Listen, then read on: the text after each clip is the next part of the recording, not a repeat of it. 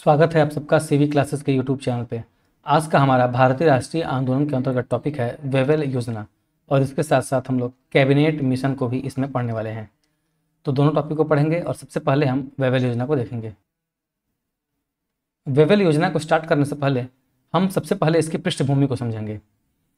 साल है 1945 ईस्वी का, जब द्वितीय विश्व युद्ध समाप्त हो चुका है और तत्कालीन समय में वायसराय के पद पे लिन लिथगो के जगह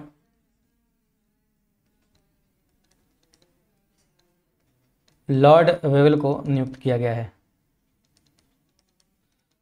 उसके साथ साथ मैंने पिछले वीडियोस लेक्चर में बताया है कि पीएम उस समय के कौन थे इंग्लैंड के, वे थे चर्चिल, जो कि कंजर्वेटिव पार्टी से थे।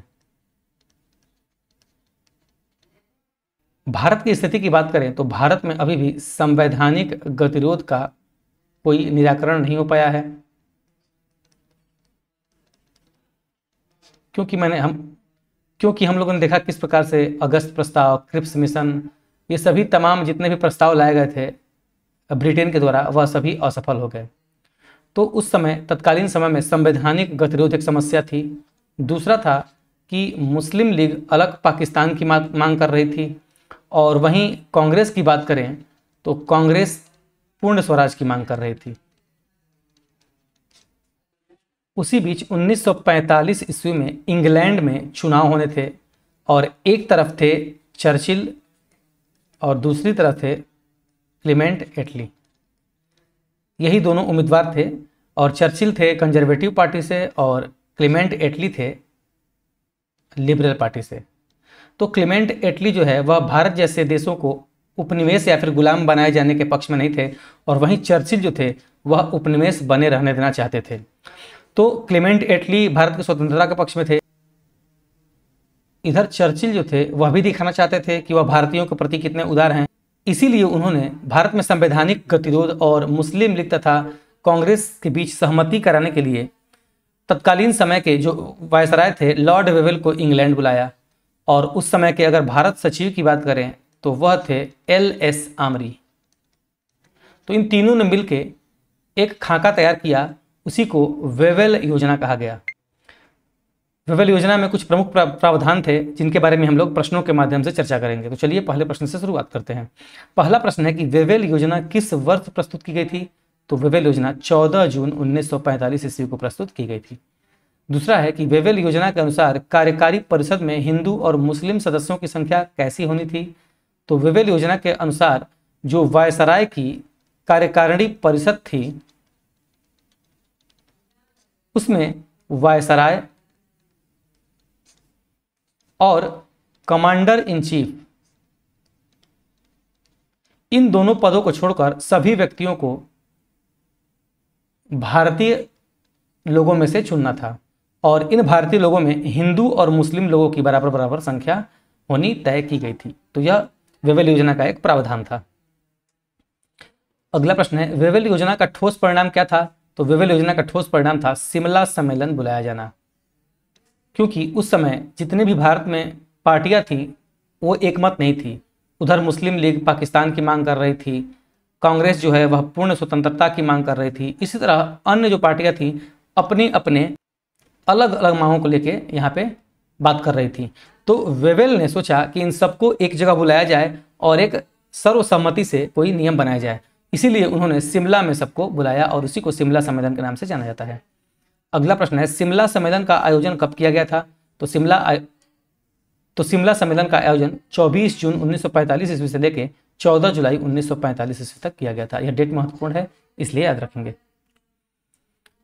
अगला प्रश्न है, किस वायसराय ने शिमला सम्मेलन का आयोजन किया? तो तत्कालीन समय में लॉर्ड वेवेल ही वायसराय थे, तो इन्होंने ही उस शिमला सम्मेलन का आयोजन किया था। अगला प्रश्न है, 1945 ईस्वी के शिमला सम्मेलन में कांग्रेस के प्रतिनिधि मंडल का नेतृत्व किसके द्वारा किया गया था?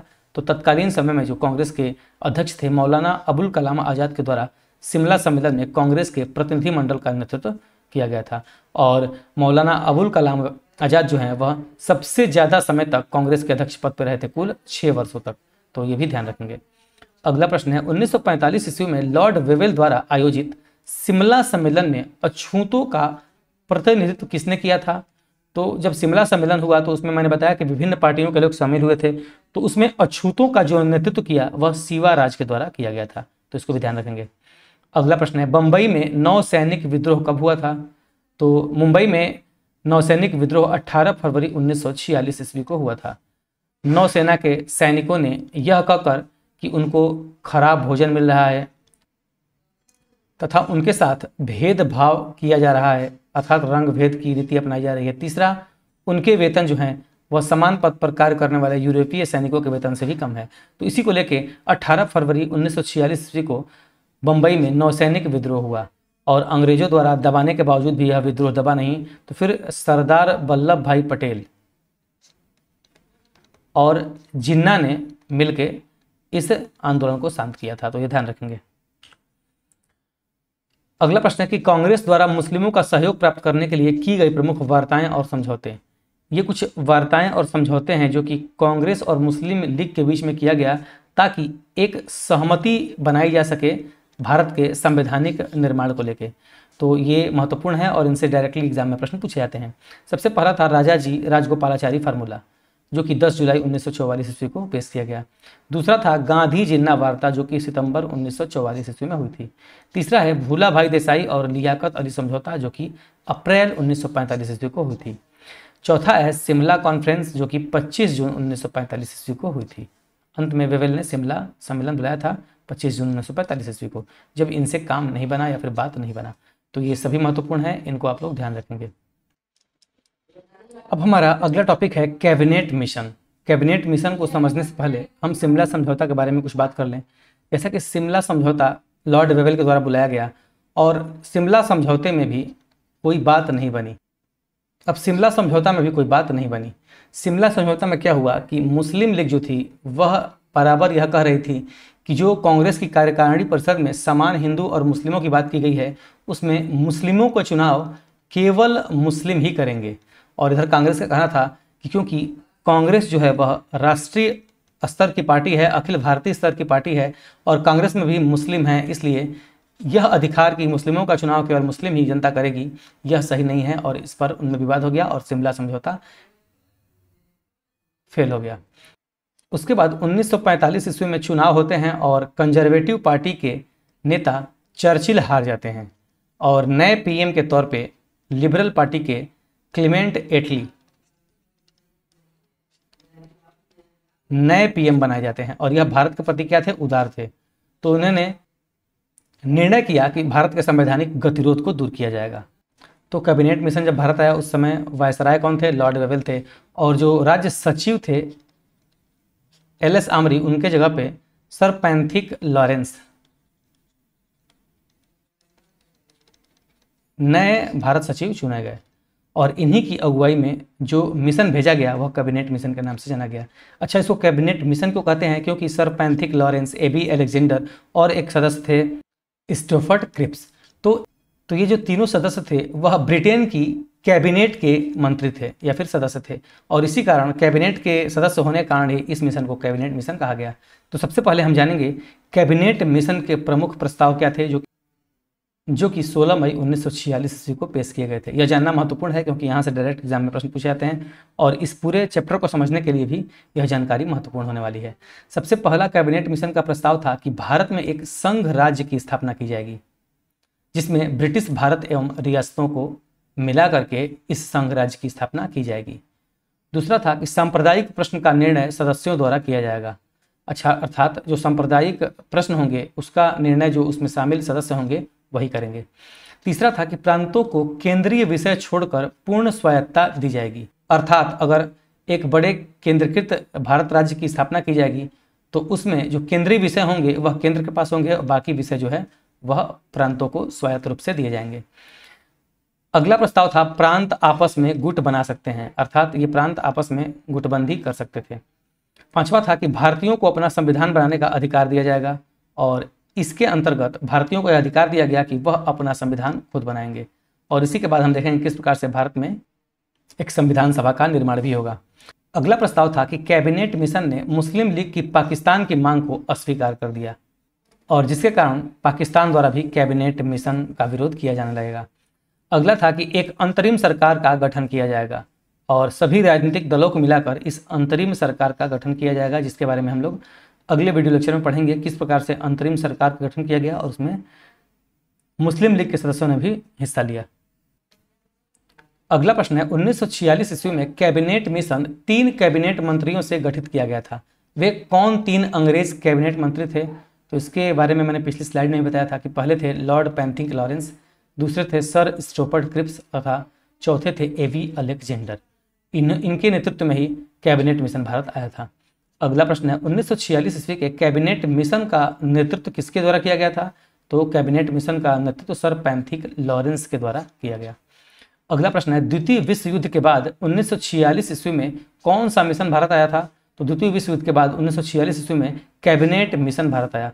और अगर बात करें वेवेल योजना की तो वह 1945 ईस्वी में भारत आई थी।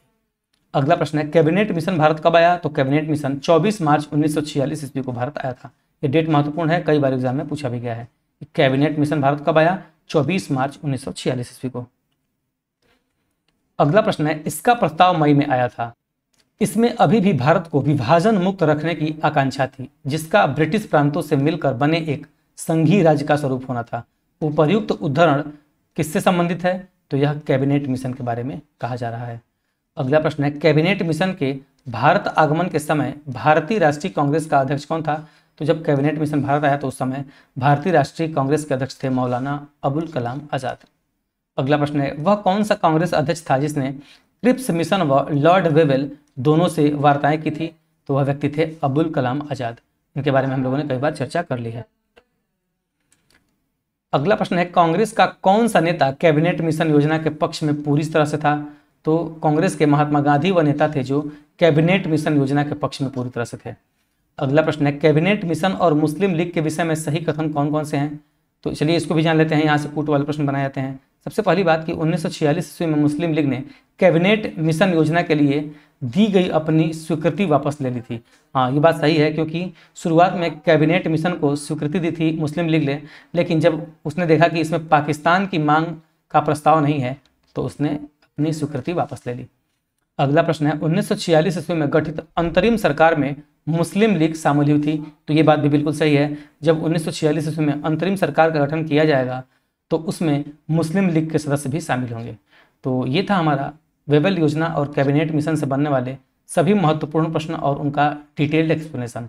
आशा है कि आपको वीडियो पसंद आया होगा। अगर वीडियो पसंद आता है जितना हो सके इस वीडियो को शेयर करें और अभी तक चैनल को सब्सक्राइब नहीं किया है तो सब्सक्राइब जरूर करें।